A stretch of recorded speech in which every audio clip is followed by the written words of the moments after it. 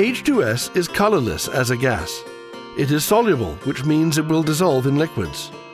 You must use caution when working in areas where liquid may be present, such as the bottom of ditches, tanks, and other vessels.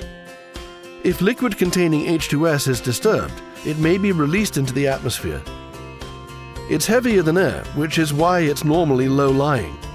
The molecular weight of H2S is 34.1 grams per mole, compared to air at 28.97.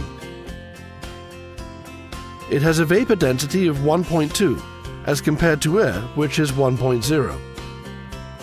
It can, however, be affected by temperature and variations in wind currents. Like previously mentioned, it smells like rotten eggs at low concentrations. However, you can't rely on your sense of smell, since it's odorless at higher concentrations where it is even more dangerous.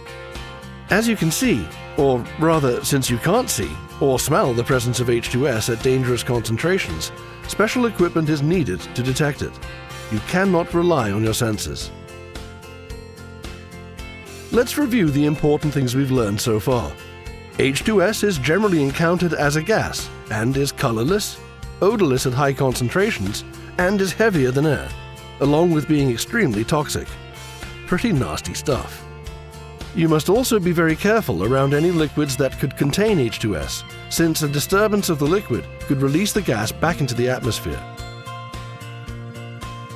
H2S first becomes detectable by smell at concentrations of 0.01 to 0.3 parts per million.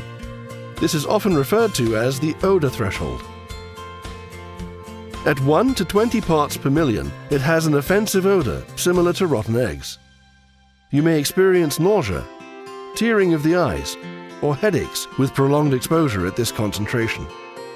Between 20 and 100 parts per million, things begin to get a little more serious. You will experience nose, throat, and lung irritations, digestive upset, and loss of appetite. Your sense of smell starts to become fatigued, and you will experience eye pain, tearing, and light sensitivity. Between 100 and 200 parts per million, you will experience severe nose, throat, and lung irritation, and your ability to smell odor will completely disappear.